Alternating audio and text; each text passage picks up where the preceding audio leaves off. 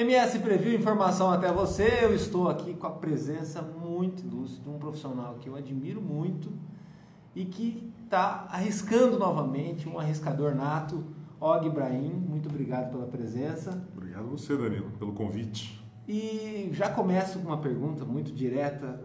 Você teve uma carreira muito boa no jornalismo, uma carreira sólida, provou o seu talento em diferentes situações, aqui no mercado do Mato Grosso do Sul, fora daqui. Para quem está assistindo essa entrevista agora, você se julga, se entende e gosta de ser, se for, um homem do mercado? Você pensava em ser isso ou acabou sendo no decorrer de uma trajetória construída? Eu acho que não pensava em ser um profissional do mercado, não. Na verdade, até fazendo um parâmetro assim, tal, todas as vezes que eu saí da minha profissão, que eu deixei o meu emprego e fui para o mercado, eu me dei mal, de uma certa forma. Mas hoje, lógico, é uma situação diferente, tal, o que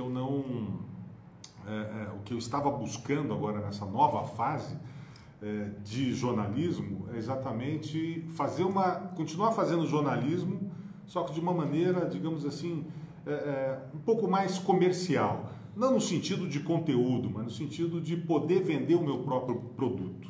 E é o que eu faço hoje. Por exemplo, hoje eu tenho todos os meus produtos de mídia hoje, que são os boletins, programa de rádio, o programa de televisão. Eles têm um conteúdo jornalístico. Mas a forma, por exemplo, que eu desenvolvi com esses produtos, para me remunerar, é que tem um apelo mais comercial. Por exemplo, não sou assalariado e não sou funcionário das empresas, dos veículos para os quais eu trabalho hoje. E eu vi nisso uma maneira por exemplo, de ter uma certa liberdade. É difícil, mas você tem uma certa liberdade. E o outro lado também é desenvolver o meu trabalho, né? Como uma empresa, desenvolver hoje a comunicação como uma empresa. Um sistema de produção. Um sistema de produção diferenciado. Por isso que eu tenho uma empresa de hoje de assessoria de comunicação, de media training e tal, quer dizer, onde eu busco exatamente nessa atuação do mercado, continuar trabalhando com a comunicação, só que de uma forma mais empresarial, mas sem sair da comunicação do jornalismo, sem sair de uma certa forma desse tipo de informação e notícia. O que eu não gosto muito mais, não é que eu não gosto, o que eu não estou fazendo muito mais é o hard news, né? Aquela coisa de estar lidando com a notícia e informação a qualquer hora, a qualquer minuto, a qualquer momento. Mas, por exemplo, é até interessante, eu fiz essa pergunta primeiro, porque o jornalismo ele não se resume ao hard news. E muitas pautas, às vezes, mais aprofundadas, numa entrevista, que é um ramo que você domina bem, sim, ela pode estar atendendo a necessidade do hard news, mas de um outro viés. E até a questão do homem de mercado é porque, por exemplo, assim, naturalmente, durante uma carreira você constrói uma reputação, constrói uma claro, figura. E você acabou criando uma figura pela questão das provações, porque a gente é o que a gente consegue vencer e determinar e triunfar numa determinada situação. Você passou uma referência de excelência no atendimento, naquilo que você faz. Você entrava na casa das pessoas pela televisão de uma maneira muito sutil, muito elegante, muito bacana. E eu tenho certeza que o sul-mato-grossense, teve muito orgulho de quando te viu numa rede nacional e perceber ali, falar, esse cara é de Campo Grande, esse cara, eu gosto desse cara, ele tá melhor que os outros ali. E depois você vem e traz aqui, volta aqui, faz um programa de entrevista numa rede aqui, mas um programa seu. Sim. E agora tem também essa situação da DIO Comunicação, que ela vem para preencher uma situação de mercado que envolve, tudo isso envolve o jornalismo. Sim, claro, né? Com certeza. Acho que o grande desafio do profissional é estar atento à diversificação que o ramo oferece, né? Porque o ramo ele não é uma coisa só. Você acha que é um pecado que tem sido cometido para quem está entrando nessa área, ou até muitos que estão há muito tempo na área, de acabar vendo o jornalismo de uma maneira muito restrita, né? Muito eu acho que tem um pouco, por exemplo, acho que as pessoas, principalmente que estão dentro das universidades hoje, que ainda não vivenciaram esse mundo de verdade, digamos assim, não tem a prática do jornalismo na sua essência, eu acho que conseguem enxergar apenas um viés dessa nossa profissão. Só que é o que eu falo nas minhas palestras e tal, a gente tem um mundo todo né, em torno daquilo, da nossa profissão, que você não imagina, às vezes, o que você pode fazer dentro daquilo. Então, a maioria das pessoas, quando eu pergunto numa palestra para uma turma de comunicação, uma turma de jornalismo, quem quer seguir televisão, quem quer seguir rádio, quem quer ir para o online, quem quer ir para a mídia impressa, quem quer ir para assessoria e tal, você começa a perceber que as opções dessa turma ainda são muito restritas, né? Quando eu falo assim, quem que da comunicação que quer ir para media training? Muita gente não sabe, às vezes, o que é media training. E não sabe que o media training está ligado diretamente à nossa profissão. É um coach de performance. Exatamente. É um coach de performance, exatamente. Você usar aquele seu conhecimento, né, que é desenvolvido ao longo de vamos supor, de uma estada longa na profissão, para você poder identificar exatamente quais as questões que te pegam exatamente, por exemplo, na hora de dar uma entrevista. Então, quem fez entrevistas, quem está do lado de cá do microfone boa parte da vida, sabe entender exatamente as dificuldades que quem está dando uma entrevista tem. Então, eu desenvolvi a DIO Comunicação hoje, voltada para o Media Training, exatamente por perceber essa dificuldade. Porque nós, enquanto jornalistas, repórteres, temos uma dificuldade imensa, né, quando você pega uma pessoa pela frente que não tem a mínima intimidade com o microfone, com as câmeras e tal. Então você percebe ao longo disso. Então esse é um outro viés da comunicação que é muito interessante, e abre um leque muito grande de opções para você trabalhar. Então a comunicação ela não é só simplesmente você trabalhar jornal, televisão, revista, notícia. Não é isso. Você pode dar consultoria. Por exemplo, muitas vezes eu sou chamado por algumas emissoras do interior do país falar, alguém me ajuda a montar, a gente está montando um novo jornalismo aqui e tal, nós não tínhamos aqui um programa, né, um telejornal, estamos montando aqui, então eu vou para lá, para a cidade, para essa emissora, geralmente uma emissora filiada a alguma outra grande emissora, mas uma emissora que não tem uma estrutura, uma emissora pequena e tal.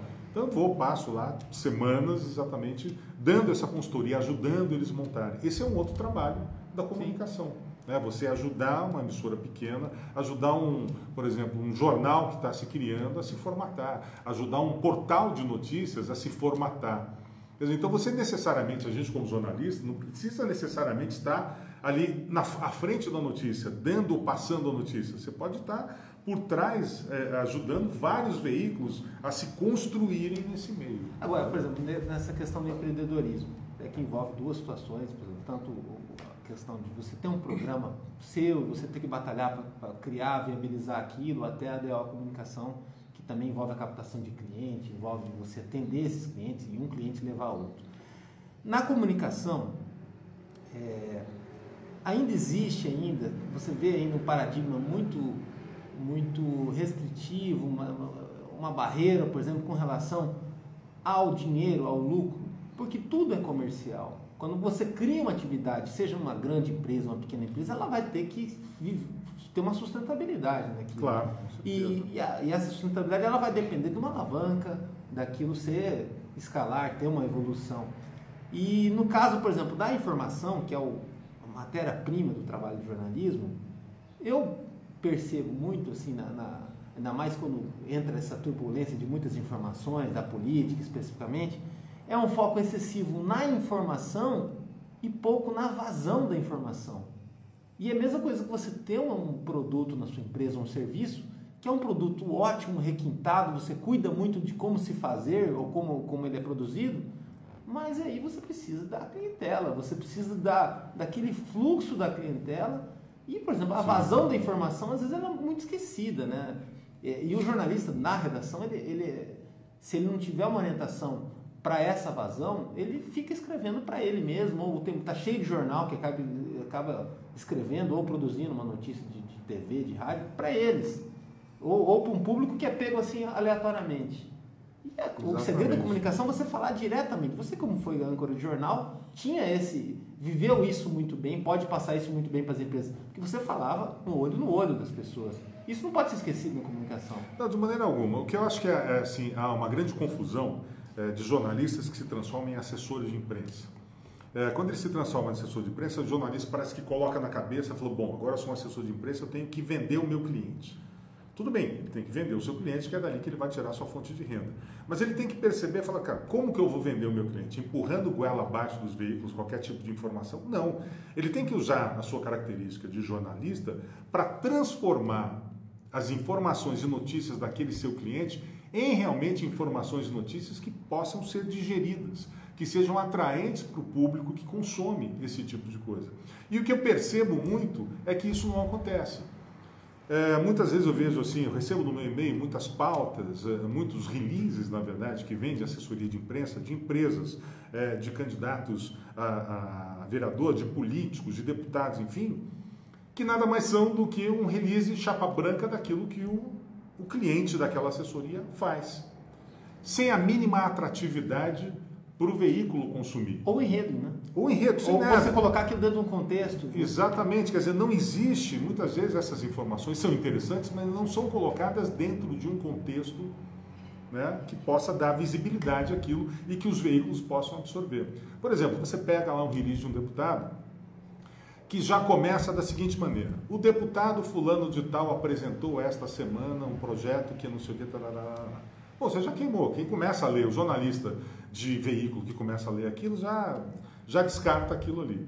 Por que você não transformar aquilo numa informação, pegar aquele conteúdo, né, e pensar dali exatamente, pô, qual é a manchete do negócio? Entendeu? Projeto em discussão, vamos dar um exemplo. Projeto em discussão na Assembleia pode beneficiar 30 mil pessoas, né, se aprovado de tal.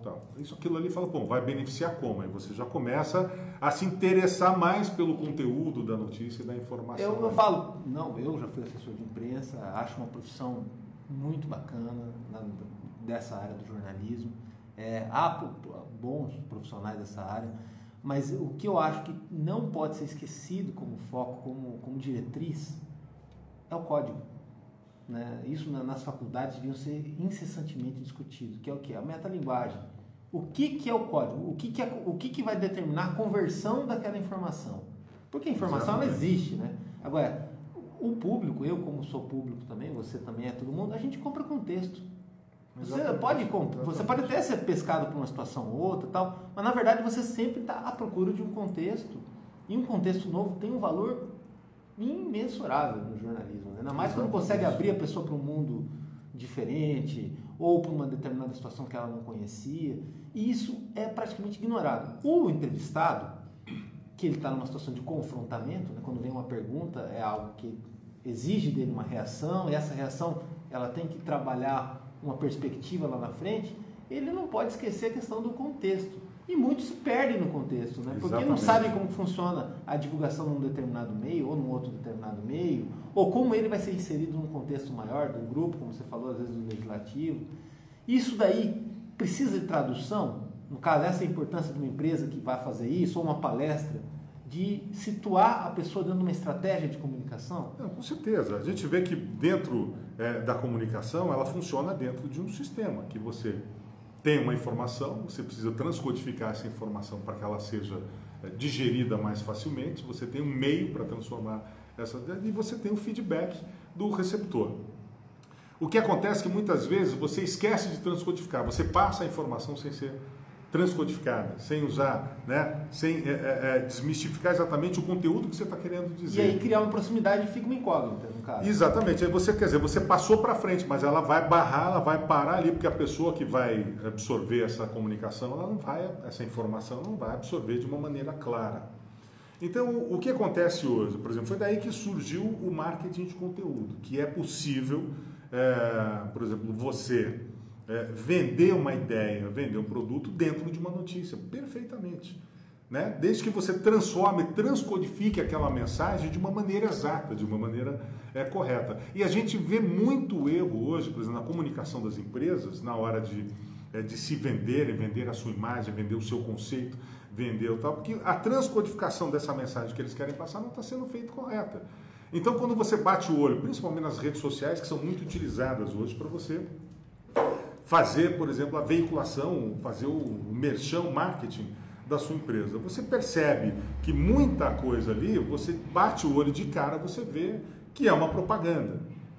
Ao passo em que tem muita coisa, quando bem feita, muita informação, por mais propaganda que ela seja, você acaba tendo a sua atenção chamada para aquilo porque a forma em que ela foi construída é diferente. Usando preceitos básicos de comunicação, de jornalismo, quer dizer, transformando aquela coisa comercial numa notícia jornalística. E é possível você fazer isso. Voltando a falar de contexto, até o nosso consultor do MSD, Eduardo Carmucho, num artigo recente, ele fala da questão do seguir os seus potenciais clientes, quer dizer, não é nem seguir os clientes.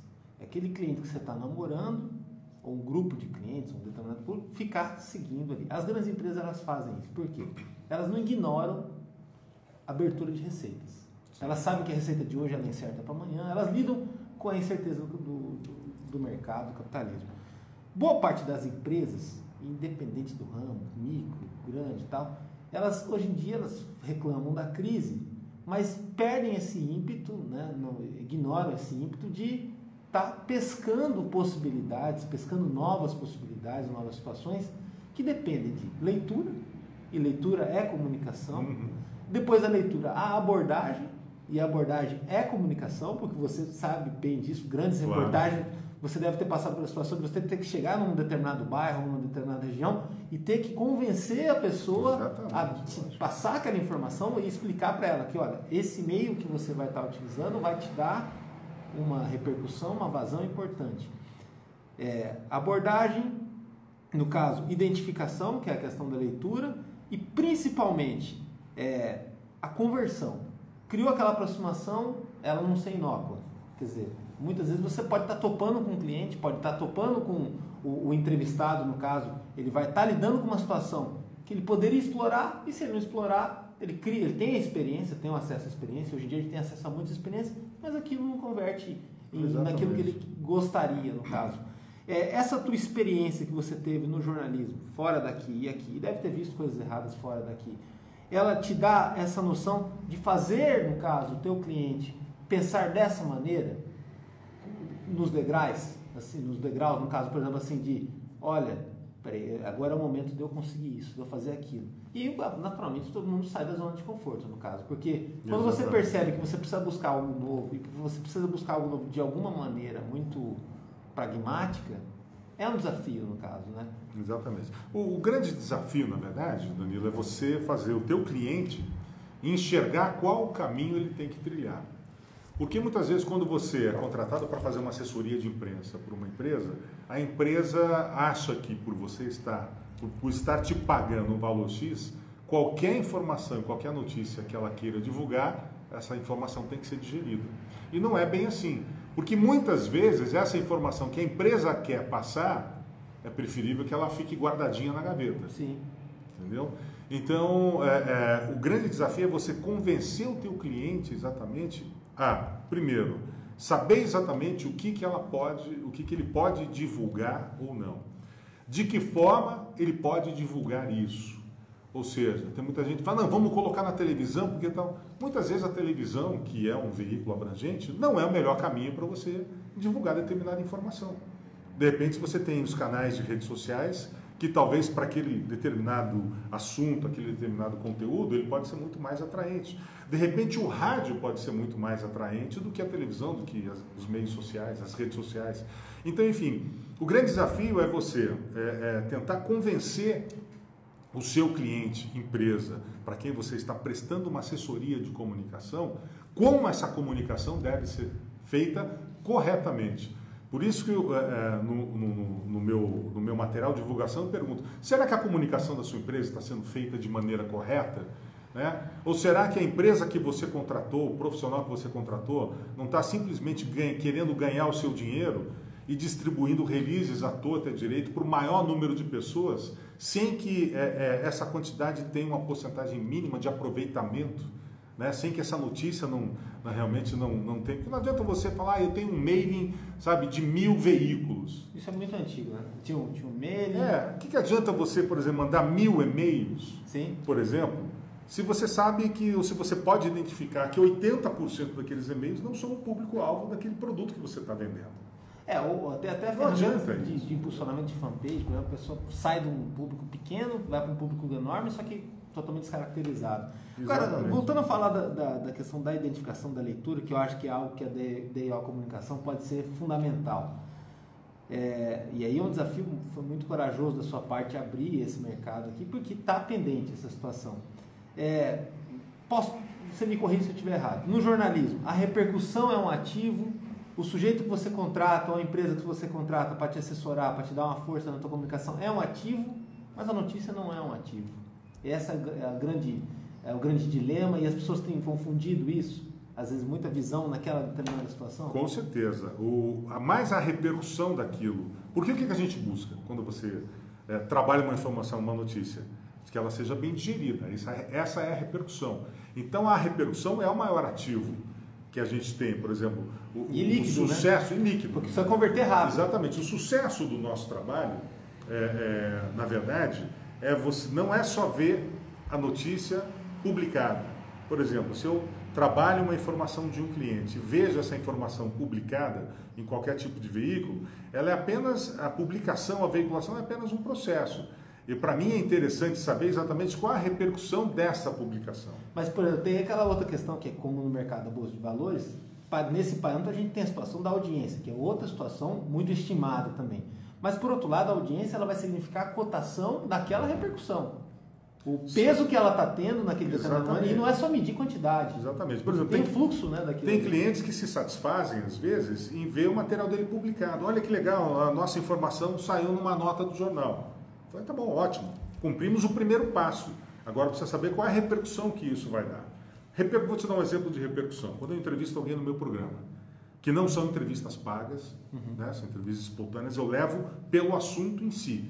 E não porque ele está me pagando para ser entrevistado. Não porque eu não tenho ainda nenhum patrocínio no programa. Eu levo lá. Mas é um interesse, um oferecimento, no caso. Porque você sim, claro. Eu estou buscando esse patrocínio para o programa, para o diálogo aberto. Mas, por exemplo, quando eu entrevisto algum profissional de alguma área, o Eduardo Carmucci, que esteve no meu programa, por exemplo, falando de um tema muito interessante, que é exatamente as maneiras de alavancar vendas. Foi uma entrevista de uma extrema repercussão. E as pessoas iam até as minhas redes sociais, nas minhas postagens no YouTube, Facebook, Instagram e tal. Muito bacana a sua entrevista. Como eu faço para entrar em contato com esse profissional?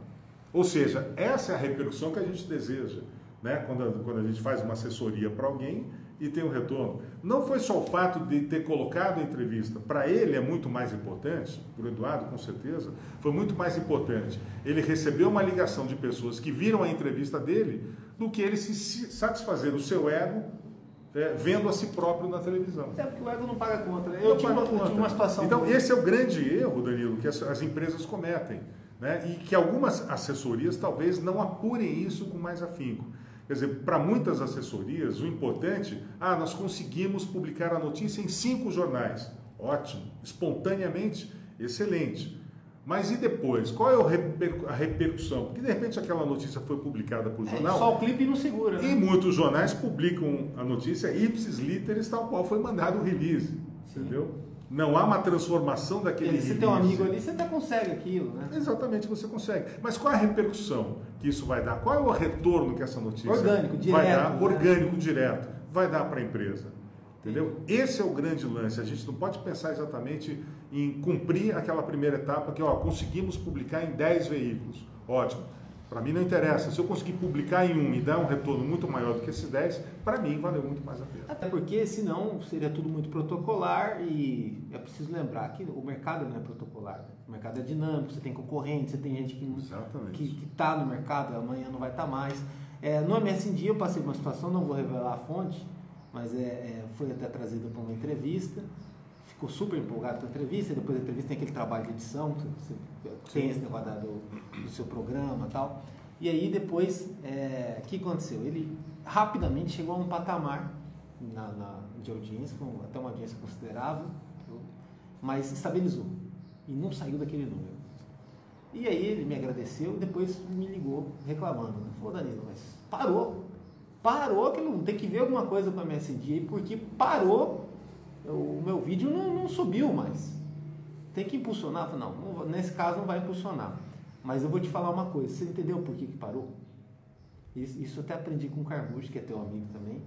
Aí ele, como assim? Eu falei, Parou por um motivo. Você sabe o motivo? Não. Então, eu posso até te dar um motivo de graça, eu posso cobrar para isso. Mas é um motivo. Nesse caso, eu vou te dar de graça.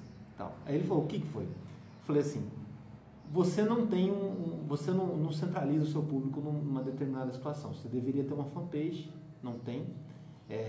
Isso ajudaria o teu público a encontrar informações sobre você, a juntar o teu público. Vou falar de uma forma bem objetiva. O que acontece? Mas você tem um público, tanto é que é por isso que você foi da entrevista. O teu público ele tem um comportamento. Ele vai rápido atrás de uma situação que envolve você, quando ele é informado sobre isso, o WhatsApp deve ter ajudado nisso. Só que você tem um tamanho de público. Você precisa aumentar o seu público. Para isso você precisa de situações, talvez de um social media, ou de ampliar a divulgação do teu trabalho, para que você aumente o seu público. Aí a tua audiência pode ser que tenha o mesmo comportamento, ela chega rápido naquele determinado patamar, mas ela vai atingir um score maior. Então tudo tem um significado por trás do número. Quando pega só a clipagem, tirou, saiu em tal lugar, bota, monta um jornal, cola lá tal, ou faz a gravação de clipe de vídeo, beleza, qual que é o significado daquilo? Essa que é a grande diferença das empresas que estão chegando, no caso da DIO Comunicação, outros que vêm nessa vertente, de dar significado aos resultados de comunicação. Porque a comunicação, que nem a gente falou, tem código, tem alguma coisa por trás daquilo que dá valor ou não dá valor. Está cheio de informação sem valor hoje em dia, ainda mais com rede social, a gente tem acesso a isso. Com certeza. Você acha que o Mato Grosso do Sul está preparado para se arriscar dessa maneira? Porque é visceral. Muitas vezes você vai expor o seu processo e fala, puxa, isso aqui não tinha valor, fizeram isso aqui por tanto tempo. Que absurdo, quanto de dinheiro que foi nisso, de gente. Existe essa situação também? O que eu percebo que existe aqui no mercado é um certo engessamento de mentalidade. Você chega, por exemplo, com um projeto novo, inovador na cidade, e eu estou com projetos inovadores. O meu programa, o formato do programa de entrevistas, o conteúdo, ele é inovador. Você não tem, e eu não vi, na TV aqui em Mato Grosso do Sul, um formato semelhante a esse para tratar de assuntos como eu tenho tratado. E inovação... Na forma, contexto, conteúdo... E assim, pegando um gancho, desculpe te interromper, você termina o raciocínio, inovação, que a boa parte das empresas precisam repensar, é que inovação não é uma coisa quadradinha. Muitas vezes vamos supor, uma fábrica de refrigerante que precisa encontrar alguma forma de identificar a marca dela, inovação, e ela não consegue aquilo com o produto, porque é muito difícil você conseguir só com o produto tem que ser muito original, ela precisa de uma outra marca para ela ser estabelecida como algo original, algo autêntico, e aí ela recorre a determinadas situações. E não adianta ela ficar falando de si o tempo todo, às vezes só dela ter uma associação, ela já atinge esse patamar. Exatamente. Então, isso falta, por exemplo, no mercado, essa visão um pouco mais aberta, há novidades, há inovações. Outro produto que eu tenho aqui em Mato Grosso do Sul, por exemplo, são boletins de rádio que eu distribuo para 22 emissoras. O que as empresas ainda não perceberam? Que elas têm um potencial na mão para chegar a 50 municípios através de 22 emissoras de rádio que eu tenho na mão. Infiltração. E não usam esse potencial. Por quê? Porque tudo o que você faz aqui esbarra numa questão que é extremamente importante e que as empresas veem apenas isso, o custo, o preço. Ela não vê o benefício. A empresa, às vezes, por exemplo, um patrocinador meu, ela não pode exatamente simplesmente olhar, não só meu, mas um patrocinador de qualquer produto, qualquer veículo. Ela não pode simplesmente olhar pelo valor. Nossa, mas eu estou pagando tudo isso pelo patrocínio? As pessoas, a mentalidade empresarial ainda está muito focada no custo, no quanto ela vai ter que tirar do bolso. Ela não está focada nos benefícios. Qual o benefício que ela vai ter? E muitas vezes a culpa dela não ter o retorno é dela. E outra coisa, muitas vezes o benefício não está, por exemplo, na audiência. Eu estou pagando isso aqui, mas eu tenho uma ótima audiência. Eu tenho 50 mil pessoas vendo... por exemplo, a minha entrevista no seu programa. Ótimo, excelente. Agora, dessas 50 mil pessoas, qual é o retorno, digamos, financeiro que essa empresa vai ter para, por exemplo, para que esse custo que ela teve comigo se cobre? Então, a questão de hoje, por exemplo, hoje nós estamos vivendo uma era na comunicação bastante diferenciada. A audiência é importante você ter 1 milhão de pessoas vendo o seu produto? É importante, é óbvio que é importante. Mas o mais importante é que se dessa 1 milhão de pessoas, 2 delas, 3 delas comprarem o teu produto, né? Isso é o importante, as pessoas deram retorno. Mas será que você precisa que 1 milhão de pessoas vejam para que 2, 3 comprem? É uma taxa de conversão baixa. Né? Você pode simplesmente usar uma estratégia de venda, e aí a gente usa muito marketing disso, para que você chegue e atinja diretamente as 3 pessoas que realmente te interessam. Né? Por exemplo, vou dar um exemplo aqui sobre o meu programa Diálogo Aberto, que é um programa de entrevistas muito voltado para empresários, para profissionais liberais, são entrevistas sobre política, empreendedorismo e tal. Saúde, inclusive, você vai até abordar. Saúde, a gente tem abordado algumas questões, novidades na questão de saúde, como eu abordei já em alguns casos. Então, quer dizer, para o anunciante é muito mais importante ele ter, olha, tem 1 milhão de pessoas no estado que assistem o meu programa. Só que se eu chegar para o anunciante e falar assim, só que desse 1 milhão, você tem um público de 150 pessoas que te interessam, o resto é descartado. Será que é interessante isso para o anunciante? O meu público ele é qualificado.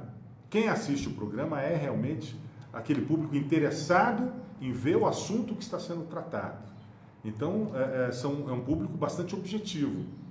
Então, por isso que eu falo que não adianta você ter uma audiência grande se esse público não for seu. Sim. Né? Não adianta eu querer vender colchão, né, para quem dorme em rede. Não adianta eu querer vender. O Eduardo Camus fala uma coisa muito interessante, assim, por exemplo, depende da visão que você tem do teu produto de vendas, é a que você quer associar o teu produto. Quando você manda, por exemplo, um vendedor de sapatos para a Etiópia, chega lá, todo mundo está descalço, o cara fala assim, pelo amor de Deus, vamos quebrar, estou voltando, porque aqui não dá para vender sapato, porque todo mundo anda descalço.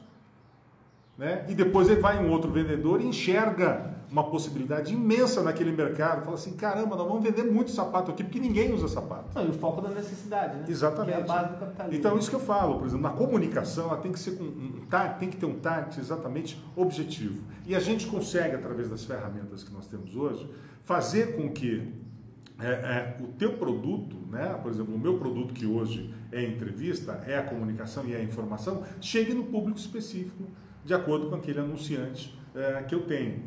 Né? Então você consegue diminuir o teu target, né, e atingir mais objetivamente as pessoas. E é isso que nós fazemos numa consultoria de comunicação, numa assessoria de imprensa, uma assessoria de comunicação. Identificar aonde que aquela empresa que está anunciando comigo precisa estar. Entendeu?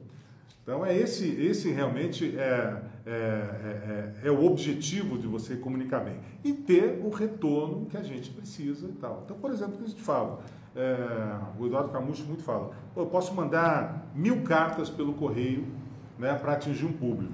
Mas se eu tiver 2 pessoas, né, que responderam e me contratarem para fazer aquele determinado serviço, já pagou o custo dessas 1000 cartas. Então você não precisa ter um escopo muito grande de audiência hoje para ter um retorno satisfatório. Você precisa ter um público qualitativo e não quantitativo. A audiência, para mim, ela é mais qualitativa do que quantitativa, porque aquele público realmente que está vendo, né, assistindo o meu programa, que está associado ao seu nome, né, esse público realmente tem interesse, vai ter interesse naquele seu produto. Obrigado pela presença, foi um grande prazer, e que talvez quem esteja vendo esse vídeo agora perceba que assim, o jornalismo ele é contar histórias, seja numa entrevista, seja numa reportagem, independente do meio, e o principal é o que essa história vai gerar, o que ela vai acontecer, porque a partir disso, no caso do âmbito comercial, é possível identificar as alavancas que vão gerar o retorno, o lucro ou a repercussão esperada, que também envolve investimento, né? Claro. Não dá para se jogar dinheiro fora, ainda mais numa situação dessa como o país está vivendo. MS Dia Preview, informação até você, ficamos por aqui.